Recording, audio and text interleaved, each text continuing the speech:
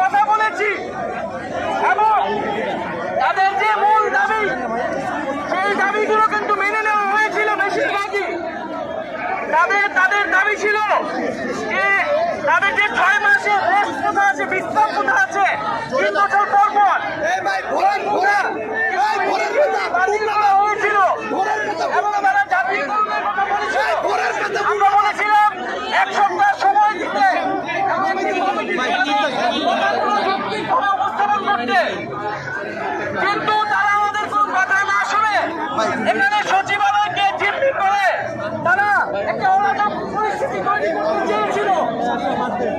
আমরা ছাত্রদেরকে অভিনন্দন জানাচ্ছি, সাধুবাদ জানাচ্ছি।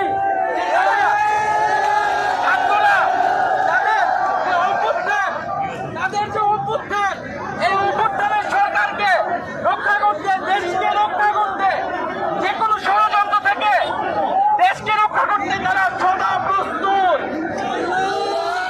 এবং আমরা মনে করছি এটি কোনো বৃহৎ পরিকল্পনার অংশ ছিল।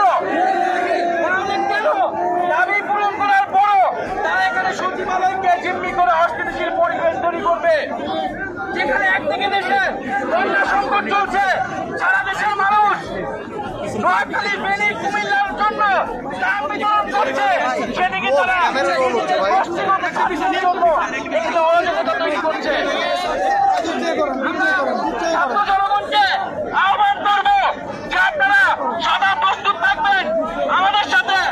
অন্তর্বর্তীকালীন সরকার, দেশপ্রেমিক সেনাবাহিনী এবং আইনশৃঙ্খলা বাহিনী, আমরা সকলে দেশকে এবং আমাদের অভ্যুত্থানের স্পিরিটকে রক্ষা করার জন্য সবাইকে আহ্বান করবো আপনারা শান্তিপূর্ণভাবে থাকবেন।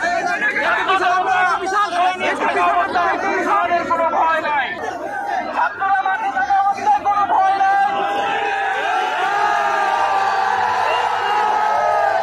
ছাত্র জনতার অভ্যুত্থানকে ছাত্র জনতাই রক্ষা করবে।